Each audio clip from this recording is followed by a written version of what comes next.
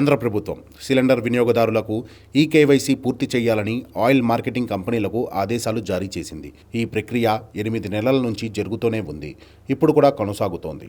తెలంగాణలో 500కే gas cylinder scheme పథకం ప్రకటన కారణంగా చాలామంది గ్యాస్ డిస్ట్రిబ్యూటర్లు వద్ద బారులు తీశారు. ఈకేవైసీ పూర్తి చేసుకుంటున్నారు.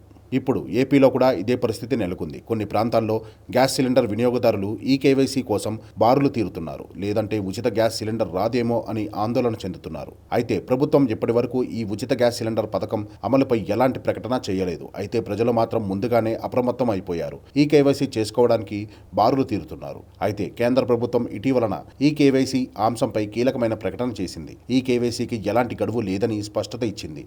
అంటే ఈకేవైసీ అనేది నిరంతర ప్రక్రియగా మనం చెప్పుకోవచ్చు. అయితే జనాలు మాత్రం ఉచిత స్కీమ్ కింద సిలిండర్ రాకపోవచ్చేమో అనుకుని ముందుగానే ఈకేవైసీ పూర్తి చేసుకుంటున్నారు.